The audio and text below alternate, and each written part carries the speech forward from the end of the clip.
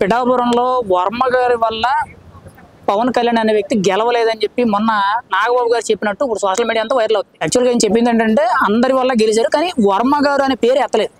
కానీ ఇప్పుడు అంతా కూడా సోషల్ మీడియా అంతా పెద్ద కాంట్రవర్సీగా తయారవుతుంది. అసలు దాని మీద మీ ఒపీనియన్ ఏంటన్నా? ఆయన మాట్లాడిన దాని మీద నాగబాబు గారు మాట్లాడిన దాంట్లో తప్పు లేదండి. ఎందుకంటే నాగబాబు గారు కానీ మెగా ఫ్యామిలీ కానీ వాళ్ళు వాళ్ళకి ఏమి సంబంధం లేకపోయినా వాళ్ళకి ఏదో సాయం చేస్తూ ఉంటారు ఎవరికైనా సరే. మెగా ఫ్యామిలీ కానీ లేకపోతే పవన్ కళ్యాణ్ గారు కానీ. నాగబాబు గారు ఇప్పుడు ఎందుకని అలా అన్నారంటే కొంతమంది టీడీపీ కార్యకర్తలు, కొంతమంది టీడీపీ సోషల్ మీడియా ఏం చేస్తుందంటే ఇప్పుడు వ్యక్తిగతంగా పవన్ కళ్యాణ్ గారిని టార్గెట్ చేస్తున్నారు జనసేన పార్టీని. గ్రౌండ్ లెవెల్లో వర్మ గారి అనుచరులు ఎవరైతే ఉన్నారో వాళ్ళంతా జనసేన పార్టీని టార్గెట్ చేసి కొంచెం ఇమేజ్ని తగ్గించేటట్టు మాట్లాడుతూ ఉన్నారు.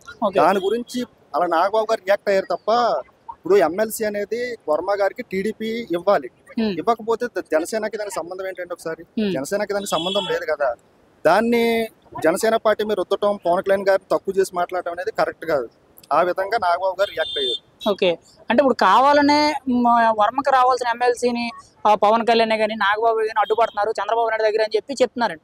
అందులో వాస్తవం ఉందనుకుంటున్నారా? అలా అడ్డుపడే వాళ్ళు అయితే ఇన్ని సీట్లు ఎందుకు త్యాగం చేస్తారండి? ఇన్ని రోజులకి ఏళ్ళ రాజకీయాలు చేసి ఏళ్ళ ఎదగాలని చూస్తారు తప్ప 21 సీట్లకి బీజేపీకి ఆ రోజు అన్ని సీట్లు త్యాగం చేసింది కూడా జనసేన సీట్లే త్యాగం చేశారు. టీడీపీ గవర్నమెంట్ ఏమైనా త్యాగం చేస్తుందా ఏంటి? 21 సీట్లు చేసుకున్నారు. ఇదంతా దేని గురించి చేశారు? రాష్ట్రం బాగుండాలి, రాష్ట్ర ప్రయోజనాల కోసం చేశారు. అయితే ఈ రోజు ఏదో వర్మ గారి సీట్ ఎలా ఎందుకు ఆఫ్ చేస్తారండి? ఎందుకు వచ్చిన మాటలు ఇవన్నీ? కావాలని ఏంటంటే పవన్ కళ్యాణ్ గారి మీద బురద జల్లాలి, జనసేన పార్టీ మీద బురద జల్లాలి. ఇది అంతే తప్ప ఇంతకు మించి ఏం లేదండి. ఇప్పటి వరకు కూడా రాష్ట్రంలో పిఠాపురం అంటే పెద్దగా తెలిసేది కాదు. కానీ పవన్ కళ్యాణ్ ఎప్పుడైతే నామినేషన్ వేసాడో, ఆ సీట్ నుండి పోటీ చేస్తానన్నాడో అప్పటి నుంచి కూడా పిఠాపురం అంతా కూడా స్టేట్ లెవెల్లో వినిపిస్తుంది. ఖచ్చితంగా అభివృద్ధి పరంగా ఒక అడుగు ఎదరకుందానంటారా? ఈ పేరు పరంగా కానీ అభివృద్ధి పరంగా కానీ పిఠాపురం అనేది ఇప్పుడు పాలన స్టార్ట్ అయ్యి దగ్గర 1 year కావస్తుందండి. ఆల్మోస్ట్ ఇప్పటికే పిఠాపురం అనేది ఆంధ్రప్రదేశ్ లో ఇప్పుడు 175 నియోజకవర్గాల కాన్స్టిట్యున్సీలు ఉన్నాయి. దీంట్లో ఇంతకు ముందు కూడా ఎవరికి కూడా చాలా కాన్స్టిట్యున్సీ ఎవరికి తెలియదు. పిఠాపురం అనేది ఏంటంటే ఇప్పుడు మనకే ఢిల్లీ నుంచి గల్లీ వరకు అందరికీ తెలిసింది. అది కేవలం ఏంటంటే పవన్ కళ్యాణ్ గారి వల్ల. అందు గురించి ఏంటంటే ఇప్పుడు ఆల్మోస్ట్ అభివృద్ధి చెందుతుంది. ఇంకా మనం 2-3 సంవత్సరాల తర్వాత ఆటోమేటిక్గా చాలా చాలా చాలా చెప్పారు కళ్యాణ్ గారు, నేను పని చేసుకుంటే వెళ్తా, ఆ అభివృద్ధి ఎలా అని మొత్తం దేశం మొత్తం పిఠాపురం వరకు చూసేలా నేను చేస్తానేసి అన్నారు. అదే విధంగా అభివృద్ధి చెందితే చేయగలుగుతారు, చేస్తారు కూడా. కొంతవరకు ఏమైనా బెటర్ గా అనిపించిందా? చాలా బెటర్ అండి, చాలా బెటర్. ఇప్పుడు రోడ్లు వేస్తున్నారు, డ్రైనేజీలు వేస్తున్నారు, స్కూల్లో చాలా మట్టికి కొన్ని ఉన్నాయి, అన్ని చేశారు. ఇంకా చెయ్యాలి. డంపింగ్ యార్డ్ సమస్యలు ఉంటే అవి కూడా తీర్చారు. చాలా చేసుకుంటూ వెళ్తున్నారు. ఇంకా 2-3 years లో ఇంకా మనకి చేసిన అభివృద్ధి అనేది బాగా కనిపిస్తుంది. ఓకే అన్నప్పుడు నాగబాబు గారికి ఎమ్మెల్యే కోటాలో ఎమ్మెల్సీ ఇస్తున్నారు. ఆ ఎమ్మెల్సీ పదవి అనేది దొడ్డిదారిన వస్తుందని చెప్పి సోషల్ మీడియాలో అంతా ప్రచారం జరుగుతుంది. ఒక ఓటర్గా మీ ఒపీనియన్ ఏంటి దాని మీద? అది తప్పే ఉంది దాంట్లో అండి. అది రాజ్యాంగ పరంగా వచ్చిన పదవి. అది దొడ్డిదారిగా వస్తుందంటే అటువంటిప్పుడు ఆ పదవి అనేది ఉండదు కదా. ఇప్పుడు దొడ్డిదారిగా వచ్చేది ఏముంది? ఇప్పుడు నిడదవోలు సీట్లో నాగబాబు గారు కంటెస్ట్ చేయాలి. యాక్చువల్లీ చెప్పాలంటే ఆ సీటు త్యాగం చేశారు. ఒకవేళ ఇప్పుడు ఎమ్మెల్సీ ద్వారాగా ఇప్పుడు ఎమ్మెల్సీ అవుతాడు. ఈయన ఇప్పుడు మన శాసనమండలికి వెళ్తారు.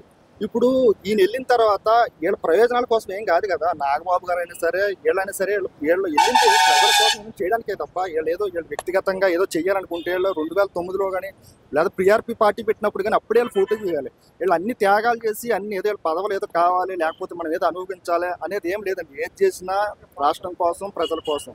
జనసేన కానీ, పవన్ కళ్యాణ్ గారు కానీ, నాగబాబు గారు అన్న ఒక మాట, పవన్ కళ్యాణ్ గారు గతంలో ఎన్నో సమస్యల గురించి మాట్లాడారు.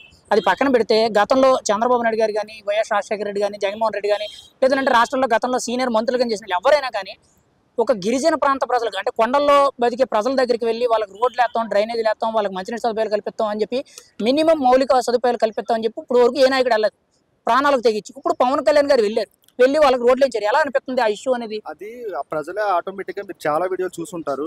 ఎవరు కనీసం వాళ్ళకి థ్రెట్ ఉంది, ఆయనకి థ్రెట్ ఉంది. అంత ఏజెన్సీ అంత మారుమూల ప్రాంతాలకి ఏ రాజకీయ కనీసం అక్కడ పోటీ చేసి కంటెస్ట్ చేసిన ఎమ్మెల్యే కూడా ఎప్పుడు తిరగలేదు అలాగా. పాడేరు కానీ ఆ ఏరియాలో పవన్ కళ్యాణ్ గారికి అంత థ్రెట్ ఉన్నా సరే ఆయన ఒక డిప్యూటీ సీఎం అయ్యి అంత లోపలికి వెళ్ళి అన్ని తిరిగి రోడ్లు వేసి ఈరోజు మీరు చాలా వీడియోలు చూసుంటారు. ఎప్పుడు కనీసం ఏ నాయకుడు స్థానికంగా ఉన్న ఎమ్మెల్యే కూడా తిరగనే ఏరియాలు కూడా పవన్ కళ్యాణ్ గారు వెళ్ళి కవర్ చేశారు. అంటే నిజంగా మనం గ్రేట్ అని చెప్పాలి. ఖచ్చితంగా మిగిలిన నాయకులతో పోల్చుకుంటే మెట్టు పైకి ఎక్కడని చెప్పొచ్చు. ఇటువంటి కొత్త విషయాన్ని అభివృద్ధి చేసినందుకు చాలా గ్రేట్ అని చెప్పి నిజంగా ఆయన పని చేయడానికే వచ్చారు. ఆయన మాటల్లో కాదు చేతల్లో ఉంటుంది. ఇంకా మనం ముందు ముందు ఇంకా చాలా చూస్తాం. ఇప్పుడు ఒక సంవత్సరమే అవుతుంది, సంవత్సరం పాలనే మనం చూస్తా ఉన్నాము. ఇంకా రాను రాను రోజుల్లో ఇటువంటి ఇంకా మనం ఎన్నో చూస్తాం. మరి అటువంటి శ్రద్ధగా పనిచేసే నిజాయితీ గల నాయకుడిని రోజుకి 50 కోట్ల రూపాయలు తీసుకున్నాం అని చెప్పి వైఎస్ఆర్సీపీ ఎమ్మెల్సీ దువ్వాడ శ్రీనివాసరావు కొన్ని కీలకమైన ఆరోపణలు చేశారు.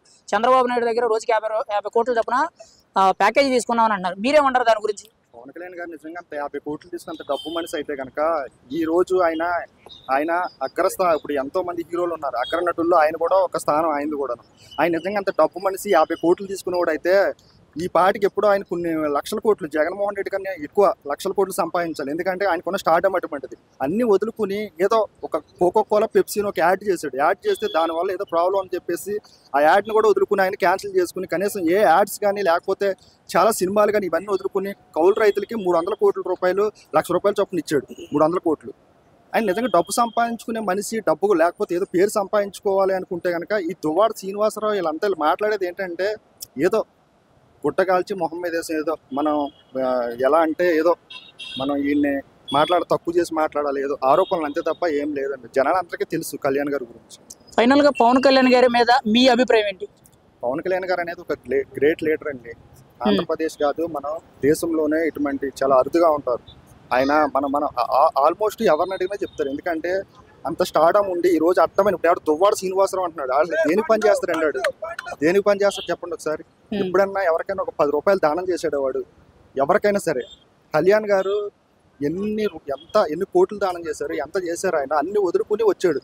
ఇటువంటి లీడర్ని మళ్ళీ మనం చూడలేమండి. నిజంగా ఇటువంటి లీడర్ని మనం ఉన్న సిచ్యువేషన్లో మనం చూస్తాం. నిజంగా అదృష్టం కింద భావిస్తాను నేను.